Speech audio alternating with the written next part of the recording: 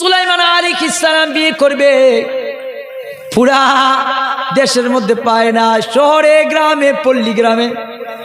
এবার এক জেলে জেলে জেলে জাইল্লা, বাংলাদেশে বলে জাইল্লা, জেলে বুঝুন তো কি কি করে জেলেরা? মাছ ধরে। মাশাআল্লাহ, মিলে গেছে কথা। জেলে জেলে জেলে জেলে পল্লীতে সবাই থাকে। তো জেলের বউ, যেটাকে বাংলাদেশে খাস বাংলা আপনারা বলেন জাইল্লা, জাইল্লার বউ স্ত্রী আর জাইল্লার জেলের যুবতী মেয়ে। আসরের পরে মা মেয়ের চুল দেখতেছে, বেনি চুল দেখতেছে, উকুন খুলতেছে আর গল্প করতেছে। মা শুনছেন কি? আমাদের দেশের বাদশাহ সুলাইমান আলাইহিস সালাম, বাদশাহ পয়গাম্বর, সে নাকি বিয়ে করবে, মেয়ে খুঁজে পায় না। মা বলতেছে কার কাছে? মেয়ের কাছে। গল্প জেলের স্ত্রী জেলের মেয়েকে বলতেছে। জেলের মেয়ে ডাক দিয়া বলে, আম্মা, সুলাইমান পয়গম্বর বাদশাহ বিয়ে করবে ছেলে, উপযুক্ত সবাই জানে বাদশাহ, মেয়ে খুঁজে পায় না। মাগো মা, আমার মন বলে গো মা, আমার প্রস্তাবটা দিলে সুলাইমান নবী আমারে বিয়ে করবে। শোনেন শোনেন, মেয়ে কার মেয়ে? মেয়ের বাপ কি করে? কথা বুঝেন না? মাছ মারে জাইল্লা, যেটাও একটু নিচু বংশের না, না উঁচু বংশের। মা চুলটা এমনি চুলের মধ্যে ধরে এমনি একটা মারছে জোরে, এমনি এমনি জোরে ব্যথা পাইছে। কিসের লগে কি পান্তা ভাতের কি? তোমার বাবে জেলে, আমরা কোন রমে দিন যাপন কুরের করে থাকি। কোথায় বাদশাহ? মেয়েটা যখন এমন আওয়াজ দিছে, মেয়েটা ব্যথা পায় ডাক দিয়ে বলে, মা, যে আল্লাহ সুলাইমান বাদশাকে বানাইছে, সে আল্লাহ তো আমারেও সৃষ্টি করেছে গো মা। এবার বলার পরেন ভাইয়ের আমার, বন্ধুরে, মেয়েটা আবার বলে, মা, রাতে আব্বা বাসায় ফিরলে, ঘরে ফিরলে আমার প্রস্তাবটা দিয়ে দিয়েন। আমার আব্বা যেন লোকের মাধ্যমে বাদশাহ সুলাইমানের দরবারে আমার বিয়ের প্রস্তাবটা পৌঁছায় দেয়। ও আমার যুবতী বোনেরা, বিয়ে হয় না, মন খারাপ করবেন না। গভীর রজনীতে আল্লাহর কাছে কান্না করবেন, আল্লাহ সৎ পাত্র ব্যবস্থা করে দিবেন। এবার মেয়েটা রাত্রে গভীরে তাহাজ্জুদ নামাজ পড়ে যায়, নামাজে বসে আল্লাহর কাছে বলে, আল্লাহ, আমি জানি আপনি সব পারেন গো আল্লাহ। ও আমার আল্লাহ, বাদশাহ সুলাইমান বিয়ে করবে গো আল্লাহ, বাদশাহ সুলাইমানের সাথে আমার ব্যবস্থা করে দে। কইছে কার কাছে? বলেন। কেউ যেটা দেখে না সেটা দেখে কে? কেউ যেটা পারে না সেটা পারে কে? এবার গভীর রজনীতে আল্লাহর কাছে বলেছে, আমার মালিক দোয়াটা কবুল করে নিছে। বন্ধুরে, সকালবেলা হচ্ছে প্রস্তাব পাঠায় দিছে। উজিররা, মন্ত্রীরা হাসাহাসি করে। বাদশাহ সুলাইমান বলে, কি হয়েছে, সমস্যা কি? আলাদা একটা কুর্সির মধ্যে চলতো, এখনো গাড়ি, তেলেরও ঘাড়ি চলে কলের বিধান, বিনা কলে হাওয়ায় চলতো তক্তে সুলাইমান, মোরা সেই মুসলমান। আর ইসবির মতো ইমান হলে একে একে দরজা খোলে, মুসার মতো ইমান হলে রাস্তা হবে সাগর জলে, ইব্রাহিমের মতো ইমান যদি হয় বিদ্যমান, খব শুরুতে দেখতে পাবে অগ্নিকুণ্ডে ফুলবাগান। ভাইরা আমার, এবার এমন একটা তত্ত্বের সিংহাসন ছিল, পুরা উনি রাজত্ব নিয়ে ঘুরতো ওই সিংহাসনে। তো চেয়ারে কুর্সিত বইছেনি, আল্লাহ তাআলা ওনাকে একটা আংটি দিছিলেন। এটা আংটির এমন পাওয়ার ছিল, হ্যাঁ আংটির পাওয়ারে পুরা দুনিয়াটা উনি নাড়তে পারত। আংটির পাওয়ার এমন ছিল। ওনার কোনো ক্ষমতা ছিল না, ক্ষমতা ছিল আংটির। ক্ষমতা ছিল কি বুঝছেন না? যেমন এই যেমন আপনারা বিদায় দিলে আমি নামতে পারবো, আমার কোনো ক্ষমতা নাই। আপনারা দিলে আমি নামতে পারবো, আমার কোনো ক্ষমতা নাই। ঠিক সুলাইমান আলাইহিস সালাম একটা ক্ষমতা ছিল আংটি। আংটি যেদিকে কি করতো আংটির, তো উনি যখন ওয়াশরুমে যাইতো, বাথরুমে যাইতো, ওযু করতো, গোসল করতো, উনি এটা খাদেমের কাছে রেখে যেত পরিষ্কার পরিচ্ছন্ন গোসলের জন্য ওয়াশরুমে।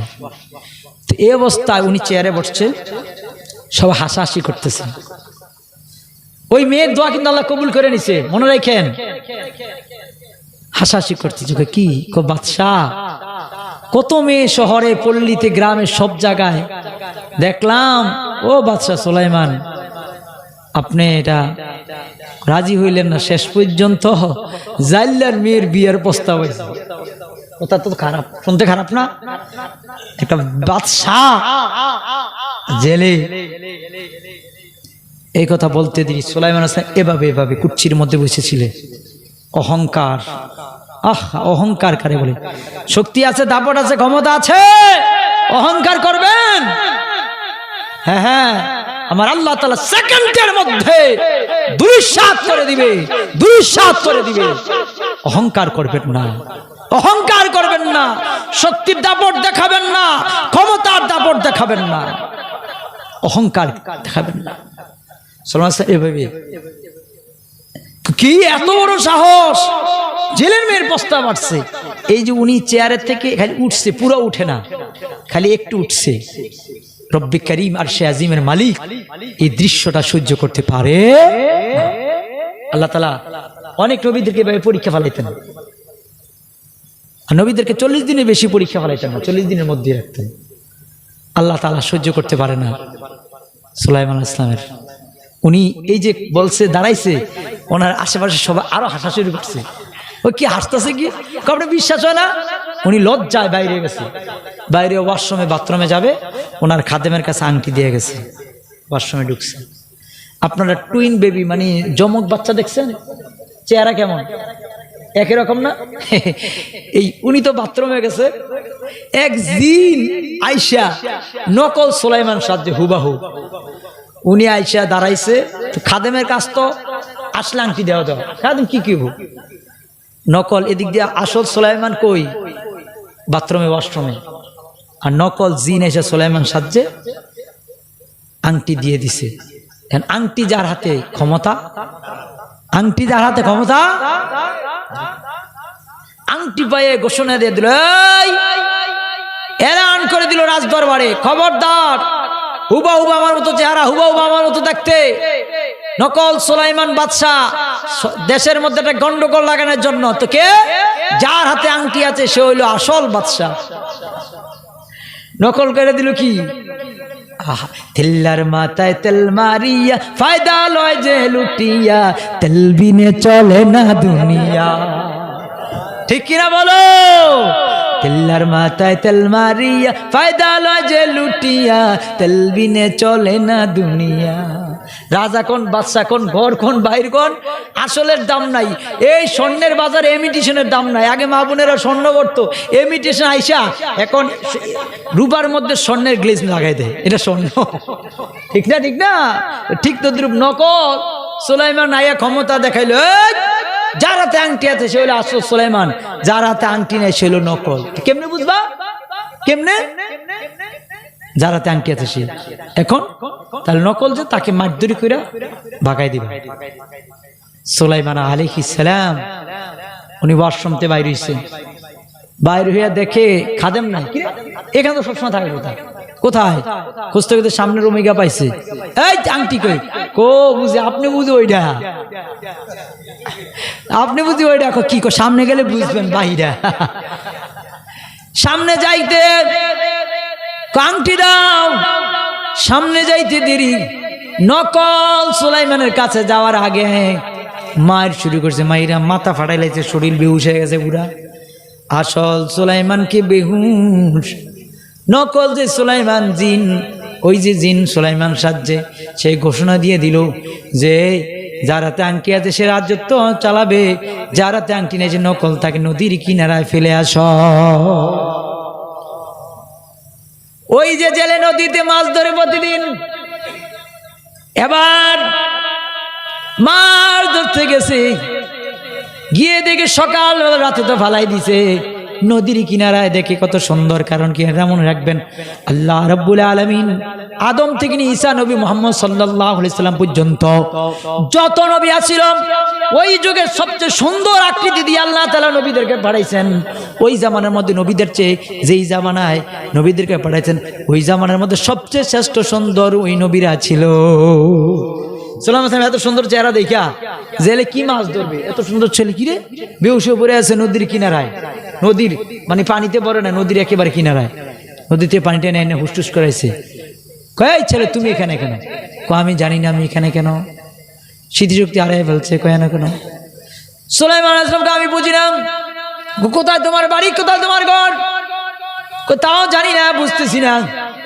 এ অবস্থায় বাদশার ক্ষমতা নাই, ক্ষমতা নাই। আপনারা দেখবেন দুনিয়ায় ক্ষমতা যতদিন, শক্তি ততদিন।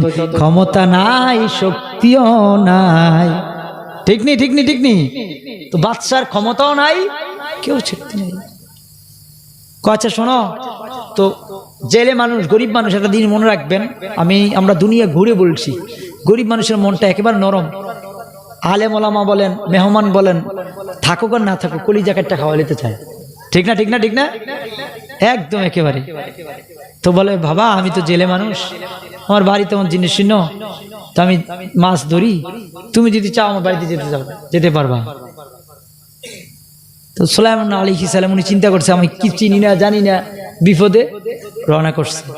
বাড়ি থেকে স্ত্রীকে বলতেছে, ছোট্ট ছোট দুইটা ঘর, একটা বড় আর ছোট্ট একটা ঘর, একটা ঘরে মেয়েটা থাকতো আর ছোট্ট আর একটা ঘরে স্বামী স্ত্রী দুইজন থাকতে।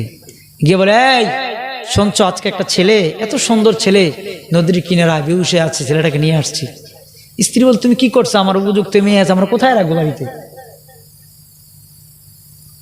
এই অবস্থায় কোনো সমস্যা নেই, আমরা যা আছে তাই নিয়ে খাবো।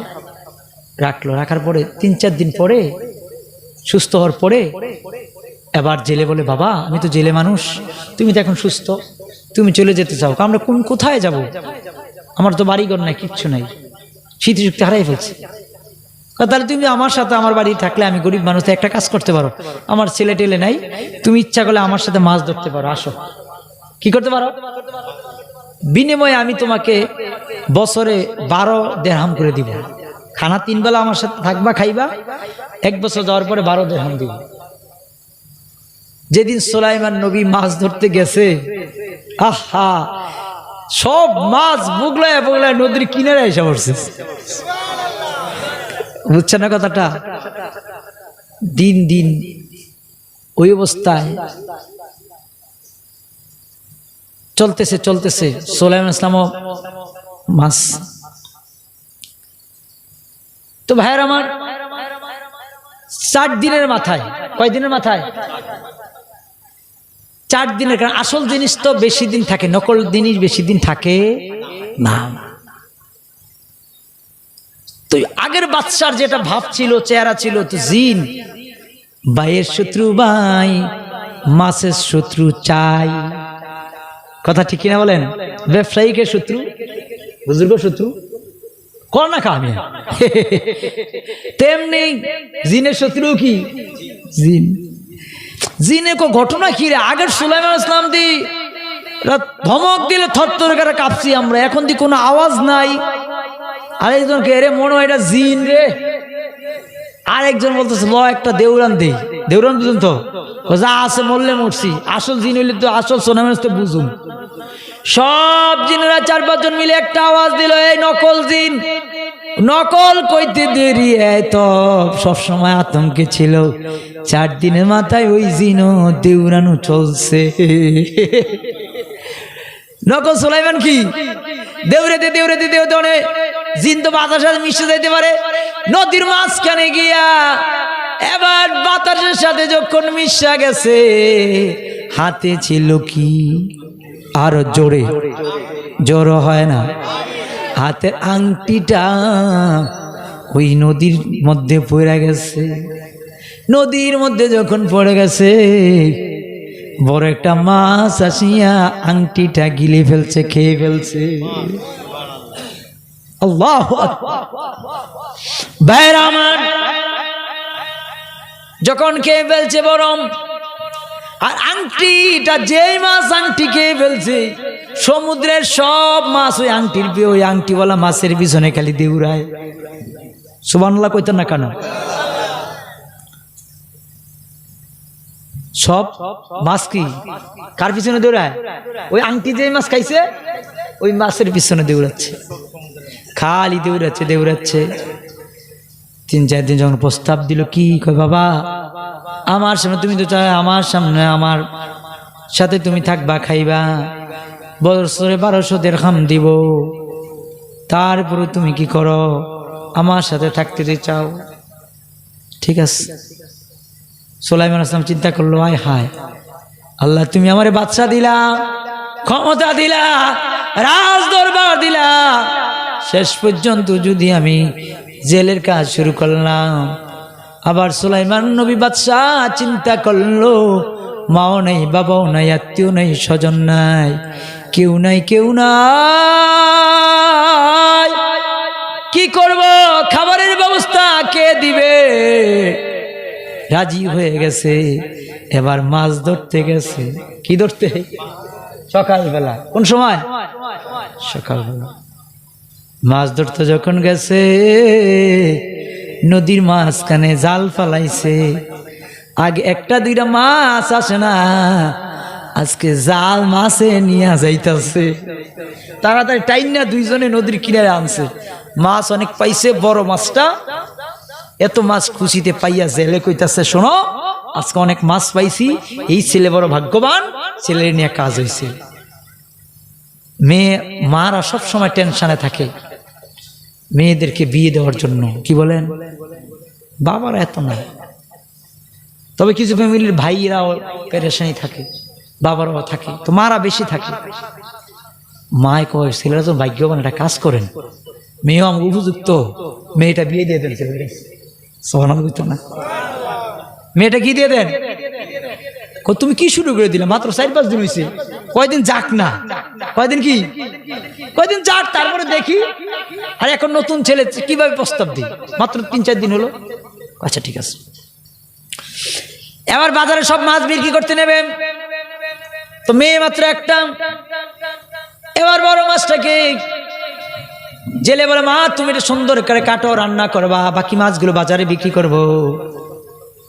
এবার মাছটা যখন কাটতে গেছে, কেউ নাই, মেয়ে কাটতে গিয়ে দেখে মাছের ভিতরে আংটি। মেয়ে উপযুক্ত চিন্তা করলো, আইরে আংটি কিসের? কাউরে বলে না, মনের দুঃখ কষ্ট গুলো কাউকে বলে না। আংটিটা তাড়াতাড়ি সুন্দর করে পানি দিয়ে পরিষ্কার করে কাপড়ের আঁচলের মধ্যে, ওড়নার আঁচলের মধ্যে রেখে দিয়েছে। কারোর বলে না, কাউকে বলে না, মাকে বলে না, বাবাকে বলে না। আরে আংটি জন পাইছি, যাও, আংটি তো একটা মাছের ভিতরে জন পাইছি আংটি। তো 10-12 দিন 15 দিন মাথায় যাওয়ার পরে সুলাইমান কাজ করতেছে এমনি।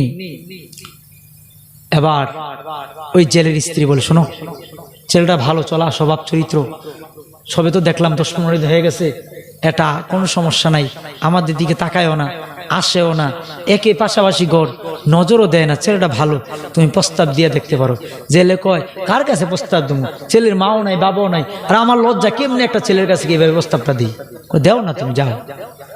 রাত্রে খেয়ে আদা করে সুলাইমান আসলাম ঘুমাবি, এই মুহূর্তে কাছে গেছে, গিয়া বৈশা বলতেছে, একটু কথা বলতাম, কিছু যদি মনে না করো বাবা। বলেন, আমি তো আপনার ঘরেরই মানুষ, কাজ করি, একসাথে থাকি, একসাথে খাই, সমস্যা কি বলেন না? কি? বাবা আমার একটা মেয়ে আছে, কি আছে? কি আছে? আমার একটা যুবতী মেয়ে আছে।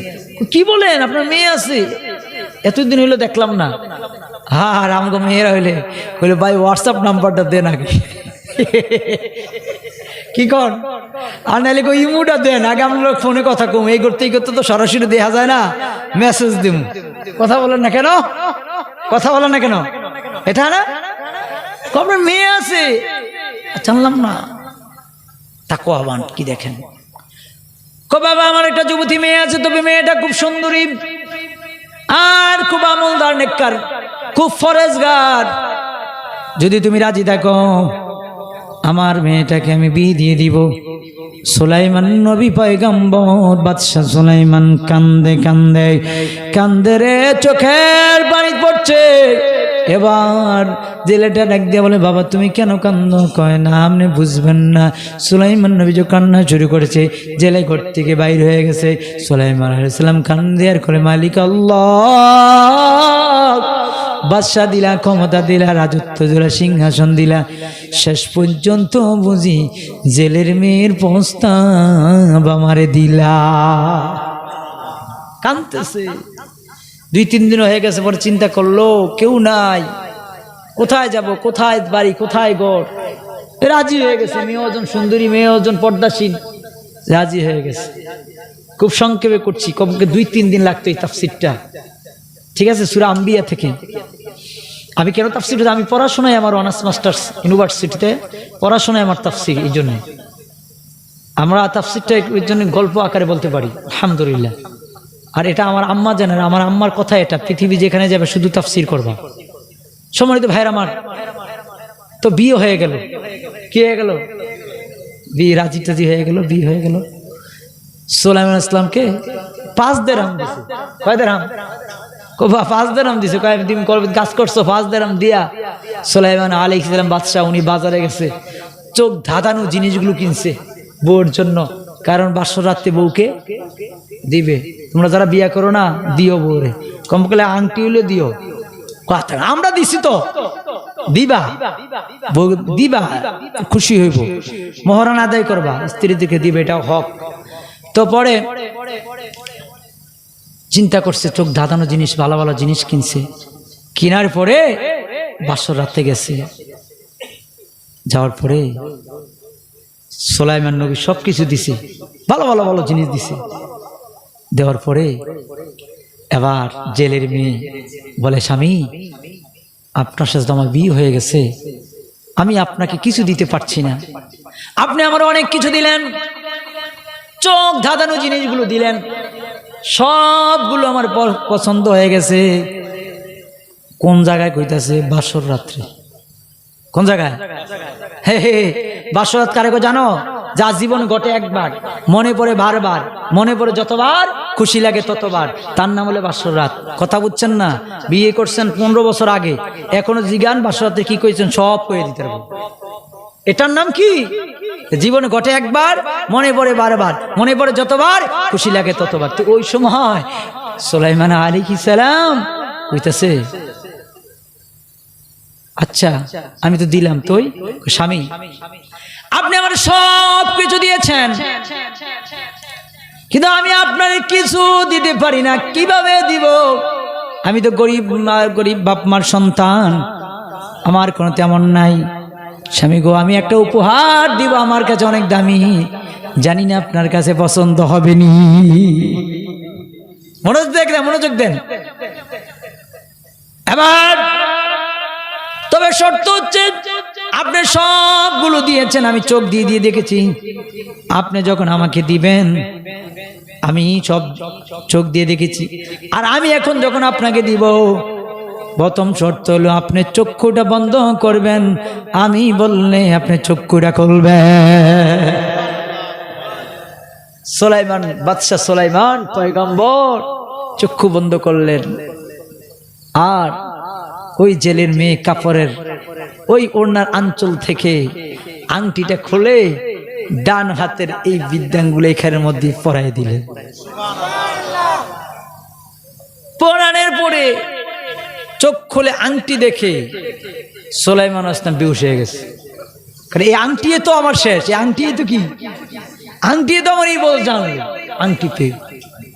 এখন জেলের মেয়ে আশ্চর্য, কি রে না বলতেছে মাছের সাথে পাঠছিলাম নাকি জিন ভূতের আসর টাসর আছে, তাড়াতাড়ি আংটি করছে, আংটি করছে বুঝে কয় তুমি আমার আংটি দেও, কর না আংটি কি হয়েছে, আবার দিছে, এরকম 3 বার দৌড়, লাস্টে তারা দেউড়ে গিয়ে পাশের ঘরে, বাপ্পা তো ঘুমায় না, আজকে বিয়ে হয়েছে স্বাভাবিক আসছে, বাপ মারিকা বলছে আপনাদের জামাই খালি বেহুশ হয়ে যায়, হাসি না তো এটা তাফসীর খালি বেহুশ হয়ে যায়, মজা লাগতেছে।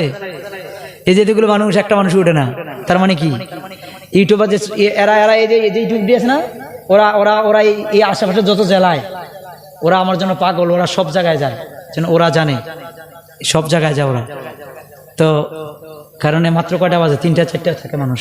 তো ভাইরা আমার এই অবস্থায় বেহুশ হয়ে গেছে, আসছে, দেখো বাবা কি হয়েছে, কিছু টিসু বুঝি না, আপনার মেয়েকে আগে জিজ্ঞেস করেন এই আংটি কোথায় থেকে এনেছে, আগে জিজ্ঞেস করেন কোথায় থেকে,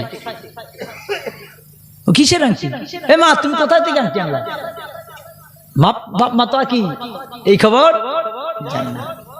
মেয়েরা বলে মা কয়েকদিন আগে যে অনেকগুলো মাছ বাবা বাজারে বিক্রি করলাম, আর যে মাছটা ছিল মা গো মা, বড় মাছটা কাটতে দিল আমারে, আপনি ছিলেন না, মাছটা যখন আমি কাটলাম মাছের ভিতরে একটা আংটি পেয়েছি, ও মা পরিষ্কার করে আংটিটা আমি সুন্দর করে কাপড়ের আঁচলের মধ্যে বেঁধে রেখেছিলাম, আমি নিয়ত করেছি যার সাথে আমার বিয়ে হবে তাকে আমি হাদিয়া দিয়ে দিব।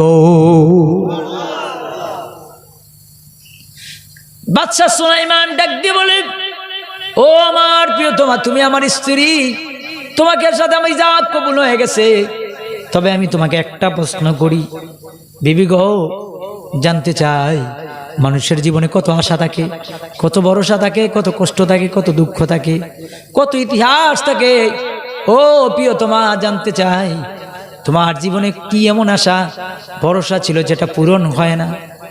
ডাক দিয়ে বলে, ও প্রাণের স্বামী, আপনার সাথে আমার বিয়ে হয়ে গেছে, সে আশার কথা বলে লাভ নাই, অনেক বড় আশা ছিল, সে আশার কথা বলে লাভ নাই, বলে বলো না, বলতে বলতে প্রায় অনেকক্ষণ বারবার বলার পরে এবার বলে, স্বামী আপনাদের এত বারবার বলতে যাচ্ছেন, তাহলে শোনেন, অনেক দিন আগে আমার মা আর আমি আসরের পরে বিকালবেলা আমার মা, আমি চুলের বেনি পাকাচ্ছিলাম, এমনি আমার মা আমার সাথে গল্প করে বলছিল, শুনছনি বাদশা সুলাইমান বিয়ে করবে।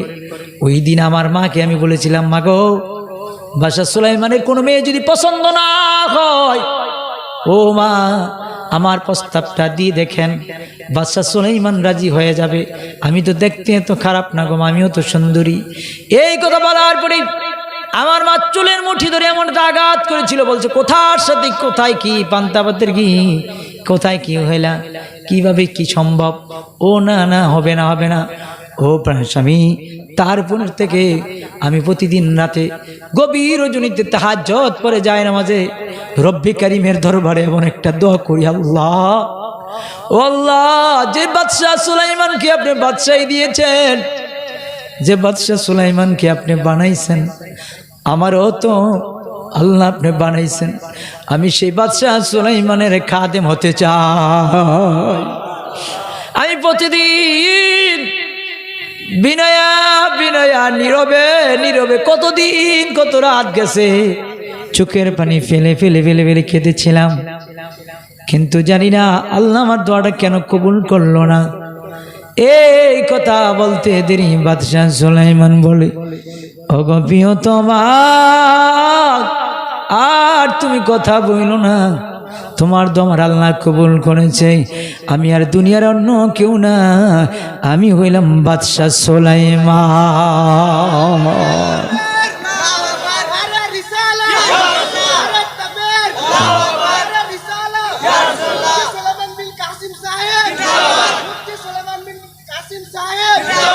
মনে হে বড় আশা ছিল যাব মদিনায়, হায় হায় মনে হে বড়